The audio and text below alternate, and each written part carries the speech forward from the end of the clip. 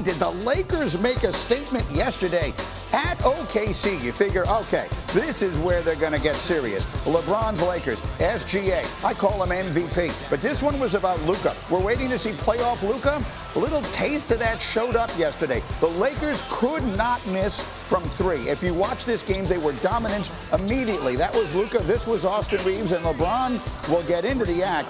The Lakers, this is the 10th made three-pointer they would have in the first half. Give them a 20-point lead. The lead is still 20. It's Luka. How does he see this? You talk about eyes in the back of your head. How does Luka see that to Gabe Vincent? Their 13th made three of the half. Lakers by 22. We're still in the second quarter. It's Luka again. Lakers make 15 threes in the first half, tied for the most in Laker history. 22-point deficit, the largest OKC had seen all year long. Then here's more from Luka. How does that go in? Lakers up 26 after the three-point play with the free throw. LeBron then turning defense into offense, throwing this one down. LeBron had 19. Luka had 30. Lakers. Statement Sunday, statement win, 126-99. So after the loss against the Warriors on Thursday night, they go out, they beat New Orleans, and now first of back-to-back games they will play against OKC. They deliver this statement. Jay, Will, and Windy are up with us early this morning. Windman, what are the right things to say about that performance from the Lakers yesterday? It was an absolute perfect day for the Lakers. Everything went as great as it possibly could, not just on the court, but elsewhere in the NBA. One of the things that has been happening for the Lakers, Luka has not had that step back working. The Thunder put their big men on him. He stepped back, started hitting threes over the top of them. It was a historically great three-point shooting day for the Lakers. That delivered that victory. They also did a great job holding Shai Gilgeous-Alexander. No free throws. This is a guy that has led the NBA in free throws this year and last year. They kept him off the line. Perfect. But then it was what happened elsewhere. Unexpected, the Rockets, who had a huge weekend, go into Golden State and win. The Pacers go into Denver and win. What that means is that the Lakers have a 2-game lead in the loss column between third and fourth, and they've got tiebreakers against everybody. They are now in brilliant position, about a 75% chance, according to BPI, to get the 3 seed. They need 2 more wins this week to lock it down. Getting the 3 seed is where you want to be in the West. The Lakers move, plus what else happened in the NBA today, paved the way for them to get that desired number 3 seed. And then if I could put up A57 to make the point here for Jay Will, Shannon Sharp, as you might imagine, was excited to watch the Lakers win yesterday. Again, if you could throw that up there, he tweeted, Lou Dort, Airport, Seaport, Taylorport, Lakers in 5. Jay Will, what is the right reaction to that performance from the Lakers yesterday? I mean, look, Grinny, on Friday, I was on our show, and I said, if you're going to be somewhat marginal defensively, you have to be prolific offensively for Luka and the Lakers have a legitimate shot to win. That's what Luka was in this game against OKC. He had 22 points in the first half, and his team shot 63% from the field, 55% from the three-point line for the game. These are staggering numbers. They're going to smack any team when they play that way. But look, I highly doubt the Lakers are going to shoot 63% from the field in every playoff game. So let's wait until we get there to actually see the real battle. Yes, I would say if they shoot that percentage, they're going to have a very long playoff run. That said, it was an impressive performance. We're into the final week of the season. Windy showed you the log jam. Let's run the floor. The NBA postseason is right around the corner. Let's look at some of the most notable storylines, Windman, beginning in LA.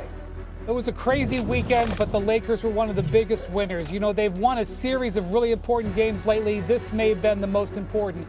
Getting this victory in Oklahoma City, which we did not expect, with a tremendous overall shooting performance matched with very good defense on Shai Gilgeous-Alexander, puts them in tremendous position to get the number 3 seed. I can't emphasize how important the number 3 seed is. They still need to figure out 2 wins this week against a tough schedule, but I love their chances, especially if they're going to shoot like this, and a key performance from Luka Dončić. At the other end of the spectrum, a terrible weekend for the Denver Nuggets. They have now lost 4 games in a row, obviously at the worst time. More importantly, Coach Michael Malone said yesterday that Jamal Murray's hamstring injury is becoming more of a concern, not less, more of a concern. It's unclear when he's going to be back, if he can be back for the start of the playoffs. Nikola Jokic is now averaging a 30-point triple-double. Going to say that again, a 30-point triple-double, but they are an absolute eyelash from being in the 7th seed and being in the play-in, if you can believe it, the way things are tight in the West. And one of the things that has been so impressive this weekend, the Houston Rockets with a huge win against Oklahoma City on Friday, and then extremely impressively going in to Golden State yesterday and beating the Warriors, who've been the hottest team in the West.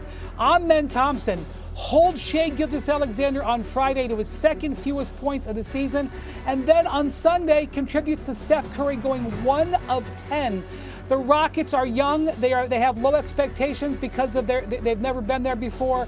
But my gosh, what a great weekend for the Clippers, for the Rockets. But I got to tell you guys, I just did a little slip there, because let's take a look at the standings. By God, that is the Los Angeles Clippers music. Greeny, the Clippers won 13 of 16, and they moved from 8th to 8th. Then these things happened over the weekend, and look at the tiebreaker. The tiebreaker favors the Clippers. They zoomed from 8th to 5th. And what is a four-way tie now in the Western Conference? And I got to tell you, Kawhi Leonard, he has played brilliantly. He has 10 straight 20-point games. He is during the stretch of 14 out of 17 victories for the Clippers, he is averaging 53% shooting. When he and James Harden are on the floor, they're awesome. They just couldn't make up any ground in the standings. But now they've zoomed forward because of the tiebreaker. Watch out if the Clippers get up to that 5 seed. I love the enthusiasm. You can hear it in the voice of Windy as we enter what should be a wild final week of the regular season. Jay Will, make some sense of it for me. What do you see as the most important things? You got teams going this way. You got teams going that way. What's the number one thing on your mind, Jay Will, in the West? Breaking news, Greeny, just off what Wendy just said. Kawhi Leonard has just played a back-to-back. Yeah. That's a mic drop. Right? Like, think about that. Like, a guy that's been injured as much as he has, finding that rhythm and that offensive swag combined with him and James Harden, they are a dangerous team. And I think that people have forgotten, Wendy, that on both sides of the ball, when he is healthy, I'm not sure there are too many players in the game of basketball that are better than Kawhi Leonard. I know that's a massive caveat, but right now, that man is playing like a healthy Kawhi Leonard. Yeah, look, I mean, if I had a dime for every time I've said, if Kawhi Leonard is healthy, watch out for this team, I hear you. I would be a very rich man. That said, Windman, how about it? If you were to put into perspective what will get decided this week, what are the things we should be watching most closely? Greeny, right now there's a four-way tie for 5th place. But it's really a 5-way tie, because the Nuggets have one extra win. Once that gets computed, once you figure that the Nuggets are in that tiebreaker, because they essentially are, they slide all the way to 7th. It doesn't show, but I promise you, the Nuggets are effectively right now in 7th. They have completely lost their leverage with this losing streak. And so somebody is going to be in the outside looking in, and somebody is going to zoom up. Right now, the zoom uppers are the Lakers and the Clippers, and the zoom downers are the Nuggets. And how about at the very top, Jay Will, should we be taking Houston? Wendy brought up, it's all along, it's been about OKC, and Houston is the team everyone should want to play. Well, maybe after this weekend it doesn't feel that way. Should we be taking that young team more seriously? Quickly. I love Houston. After watching the game yesterday, though, even though Amen Thompson did a good job on Steph Curry, I still believe that Steph Curry will make shots. Look, these teams have lightning rods. If Steph Curry gets hot, if Luka gets hot, they are dangerous teams to contend for world championships. All of this is going to get settled. The last day of the season is Sunday. What a wild log jam we have in the West. We'll be here for you all week long, breaking it all down. And Wednesday night, we have some games. We got Luka's return to Dallas. Boy, that should be something else in the early spot. And then you got Jokic and the Nuggets taking on the Kings. As Wendy just described, critical games for Denver. Our coverage begins with NBA Countdown, 7 o'clock Eastern. Back on Get Up. Hey, PK. So they talk about the eyes in the back of your head? Yep. Someone explain to me how Luka does this. Well, he's playing with some deception there, right? He's selling the shot, and he catches everybody looking. It's. But wait, how does he see? Look at this. Vincent. Yep, a little deception here. I love this. And he does this a lot. I see him do this a lot. It's very, very similar. Listen, Michael Jordan's, you say reaching, teaching. It's the same thing. He goes up there. Is that SGA who went up to block it too? Catches him looking. Yeah, I don't know how he sees Vincent. Watch this. Look at that this. spot. Elevates, sells it to everyone. Thanks for coming. Just like that. Love that. The no Luka, we're calling it now this morning. He and LeBron, the two of those guys, the way they see the court, they got to put a special run together now. Well, and they put a hurt on OKC yesterday on the road. It's early. It's early. It's not that early. The season ends this week. We'll see what happens. Playoffs.